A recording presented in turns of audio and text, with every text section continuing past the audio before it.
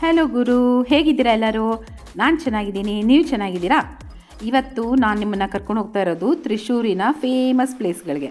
ಅದರಲ್ಲಿ ಮೊದಲನೇದಾಗಿ ನಾನು ನಿಮ್ಮನ್ನು ಕರ್ಕೊಂಡು ಹೋಗ್ತಾ ಇರೋದು ಕ್ಯಾಲಿಕಟ್ ಬೀಚು. ಇದಕ್ಕೆ ಹೆಸರು ಬಂದು ಕಾಪಾಡ್ ಬೀಚ್ ಅಂತ ಕರೀತಾರೆ. ಇದು ಬೀಚಿನ ಎಂಟ್ರೆನ್ಸು. ಇದು ಇಲ್ಲಿ ಏನು ವಿಶೇಷತೆ ಅಂದರೆ, ಇಲ್ಲಿ ವಾಸ್ಕೋಡಿಗಾಮ ಮೊದಲನೆಯದಾಗಿ ಭಾರತಕ್ಕೆ ಬಂದು ಹೆಜ್ಜೆ ಇಟ್ಟಂಥ ಮೊದಲನೇ ಪ್ಲೇಸ್ ಇದು. ಇಲ್ಲಿಂದನೇ ಎಲ್ಲ ಒಂದು ಸೀ ರೂಟ್ನ ಕಂಡುಹಿಡಿದಿದ್ದು ಈ ಬೀಚಿಂದನೇ. ಮತ್ತು ಅವರಿಲ್ಲಿ ಬಂದ ಮೇಲೆ ಕೇರಳಗೆ ಒಂದು ಸೀನ ಒಂದು ಎಕ್ಸ್ಪೋರ್ಟ್ ಇಂಪೋರ್ಟ್ ಏನಿದೆ, ಅದಕ್ಕೆ ಒಂದು ಒಳ್ಳೆಯ ತಿರುವು ಬಂದಿದ್ದು ಈ ವಾಸ್ಕೋಡಿಗಾಮ ಈ ಬೀಚ್ಗೆ ಬಂದ ನಂತರನೇ. ಸೊ ಬೀಚ್ನ ಎಂಜಾಯ್ ಮಾಡಿ ಹೇಗಿದೆ. ಮತ್ತು ಇಲ್ಲಿ ಇನ್ನೊಂದು ವಿಶೇಷತೆ ಇದೆ ಗುರುಗಳೇ, ಏನು ಅಂದರೆ ಇಲ್ಲಿ ತುಂಬ ಅಲೆಗಳೇ ಬರಲ್ಲ, ತುಂಬ ಕಮ್ಮಿ ಅಲೆ ಬರೋ ಅಂಥ ಬೀಚ್ ಇದು. ಇವರೆಲ್ಲ ನನ್ನ ಫ್ರೆಂಡ್ಸು ಅವ್ರ ಫ್ಯಾಮ್ಲಿಗೆ ಹೋಗಿದ್ದೆ. ಸೊ ಅವ್ರ ಜೊತೆ ನಾನು ಆ ಒಂದು ಮುಸ್ಸಂಜೆಯಲ್ಲಿ ಬೀಚನ್ನು ಎಂಜಾಯ್ ಮಾಡಿದ ಒಂದು ಟೈಮ್ ಹೇಗಿದೆ ನೋಡಿ, ನೀವು ಎಂಜಾಯ್ ಮಾಡಿ ಬೀಚಿನ ವ್ಯೂನ. ಇಲ್ಲಿಂದ ನಾನು ಹೋಗ್ತಾ ಇರೋದು ತ್ರಿಶೂರ್ಗೆ. ಈಗ ನಾವು ತ್ರಿಶೂರಿನ ಅದಿರೇಪಲ್ಲಿ ಫಾಲ್ಸ್ಗೆ ಹೋಗೋಣ. ಇದೇ ಫಾಲ್ಸಿನ ಎಂಟ್ರೆನ್ಸ್. ಇಲ್ಲಿ ನಾವು ಟಿಕೆಟ್ ತೊಗೊಳ್ಬೇಕು, ಒಬ್ಬರಿಗೆ 50 ರೂಪೀಸ್. ಇಲ್ಲಿ ಟಿಕೆಟ್ ತೊಗೊಂಡು ನಾವು ಒಳಗಡೆ ನಡ್ಕೊಂಡು ಹೋಗಬೇಕು. ಸೊ ಗುರು, ನೀವೇನು ಟಿಕೆಟ್ ತೊಗೋಬೇಡಿ, ನಿಮ್ಮನ್ನು ಸೇರಿಸಿ ನಾನೇ ತೊಗೊಂಡಿದ್ದೀನಿ ಟಿಕೆಟು. ನನ್ನ ಜೊತೆ ನೀವು ನಡ್ಕೊಂಡು ಬನ್ನಿ, ಮಾತಾಡಿಕೊಂಡು ಎಲ್ಲರೂ ಹೋಗೋಣ ಪ್ರಕೃತಿನ ನೋಡಿಕೊಂಡು. ಮತ್ತು ಇಲ್ಲಿ ಕೇರಳ ಗೌರ್ಮೆಂಟು ಈ ಒಂದು ಪರಿಸರನ ತುಂಬ ಚೆನ್ನಾಗಿ ಮೇಂಟೈನ್ ಮಾಡಿದೆ. ಕ್ಲೆನ್ಲಿನೆಸ್ ಎಲ್ಲೂ ಪ್ಲಾಸ್ಟಿಕ್ ಅನ್ನೋದು ಮೇಯ್ನು.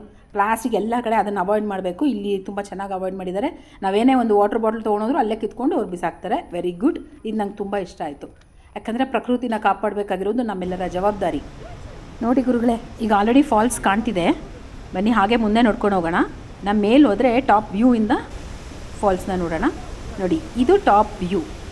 ಇಲ್ಲಿ 2 ಕಡೆ ಹೋಗಿ ವಿಸಿಟ್ ಮಾಡ್ಬೋದು. ಒಂದು ಟಾಪು, ಇನ್ನೊಂದು ಮತ್ತೆ ತುಂಬ ಡೌನ್ಗೆ ಹೋಗಿ ನೋಡೋದು. ಫಸ್ಟ್ ನಾವು ಟಾಪ್ ವ್ಯೂಗೆ ಹೋಗಿದ್ದೀವಿ. ಇಲ್ಲಿ ಆ್ಯಕ್ಚುಲಾಗಿ ಮುಂಚೆ ಹೋಗಿ ನೀರಲ್ಲೆಲ್ಲ ಆಟ ಆಡ್ಬೋದಾಗಿತ್ತು, ಮತ್ತು ಆ ಟಾಪ್ ವ್ಯೂ ಇಂದ ಸಹ ನಾವು ಶೂಟ್ ಮಾಡ್ಬೋದಾಗಿತ್ತು. ಈಗ ಸುಮಾರು ಕಡೆ ಫಾಲ್ಸ್ಗಳಲ್ಲಿ ಆಕ್ಸಿಡೆಂಟ್ಸ್ ಆಗಿ ಸುಮಾರು ಜನ ಸತ್ತರಲ್ವಾ, ಹಾಗಾಗಿ ಬ್ಯಾರಿಕೇಡ್ಸ್ ಹಾಕಿದ್ದಾರೆ.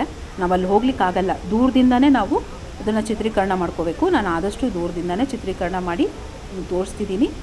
ಆ ಒಂದು ಜಲಪಾತದ ರಭಸಕ್ಕೂ ಅಲ್ಲಿ ಬಂದಿರೋ ಕಾಮನ ಬಿಲ್ಲು ಎಷ್ಟು ಚೆನ್ನಾಗಿದೆ ಅಲ್ವಾ ಗುರುಗಳೇ, ಎಷ್ಟು ರಮಣೀಯವಾಗಿದೆ ನೋಡಿ. ಎಲ್ಲಿ ನೋಡಿದ್ರು ಹಚ್ಚು ಹಸಿರು.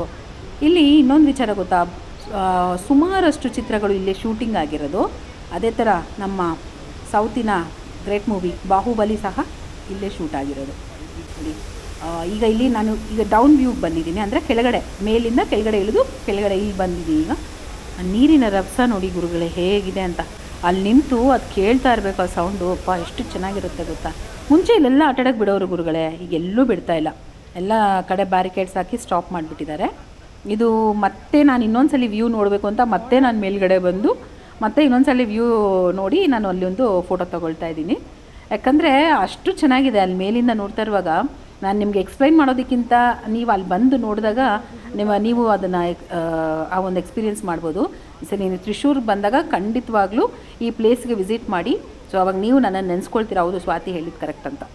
ಗುರುಗಳೇ, ಇವಾಗ ಎಲ್ಲರೂ ಸೇರಿ ಒಂದು ಸೆಲ್ಫಿ ತೊಗೊಳ್ಳೋಣ. Smile please.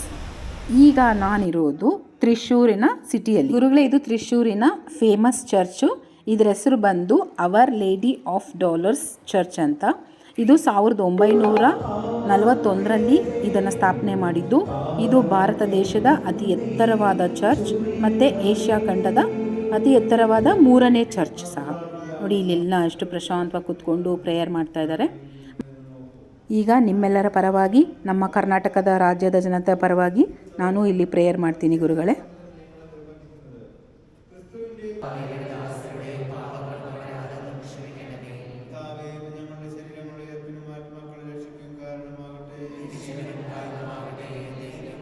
ಗುರುಗಳೇ, ಇದು ಬಂದು ಮೇರಿ ಮಾತಾದ ಸ್ಟ್ಯಾಚು.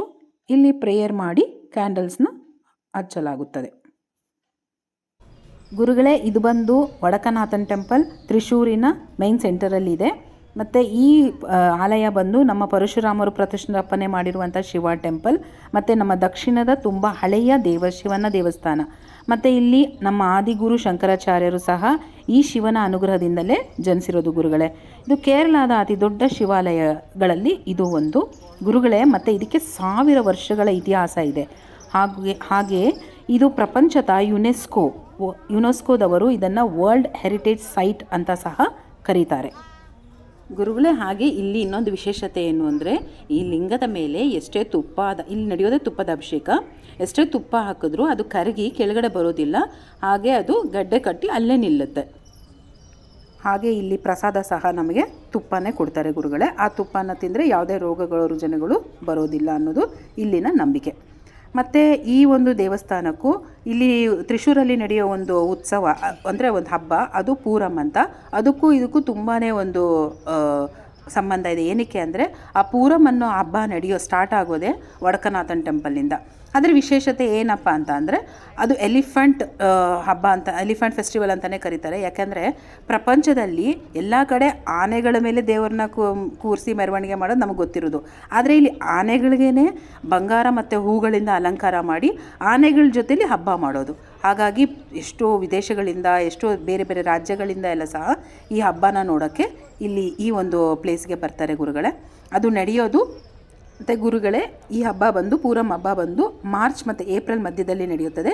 ಮುಂದಿನ ವರ್ಷ ನಾನು ಇದನ್ನು ನಿಮಗೆ ಚಿತ್ರೀಕರಣ ಮಾಡಿ ನಿಮ್ಮ ಮುಂದೆ ತೊಗೊಂಡು ಬರ್ತೀನಿ. ಗುರುಗಳೇ, ಇದು ಬಂದು ದೇವಸ್ಥಾನದ ಎಂಟ್ರೆನ್ಸ್. ನೋಡಿ ಗುರುಗಳೇ, ಆ ಬಾಗಿಲು ನೋಡಿ ಎಷ್ಟೆಷ್ಟು ದೊಡ್ಡದಿದೆ. ಎಂಟ್ರೆನ್ಸೇ ಒಳ್ಳೆ ರೂಮ್ ಇದ್ದಂಗಿದೆ, ಎಷ್ಟು ಒಳಗಡೆ ಹೋಗಬೇಕು.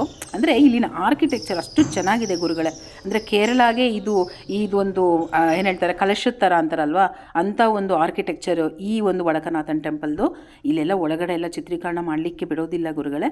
ಆದರೂ ನಾನು ಗೊತ್ತಿಲ್ಲ ಹಾಗೆ ಚಿತ್ರೀಕರಣ ಮಾಡಿ ನಿಮ್ಮ ಮುಂದೆ ತೋರಿಸ್ಬೇಕು ಅನ್ನೋ ಒಂದು ಆಸೆಯಲ್ಲಿ ನಾನು ಮಾಡಿದ್ದೀನಿ. ಸರಿ ಗುರುಗಳೇ, ಇದಾಗಿತ್ತು ಇವತ್ತಿನ ವಿಡಿಯೋ. ನಿಮ್ಮ ಕರುನಾಡ ಸ್ವಾತಿಶ್ರೀ ಚಾನಲ್ನ ಸಬ್ಸ್ಕ್ರೈಬ್ ಮಾಡಿ, ಶೇರ್ ಮಾಡಿ, ಲೈಕ್ ಮಾಡಿ, ಬೆಲ್ ಬಟನ್ ಹೊತ್ತಿ ಗುರುಗಳೇ.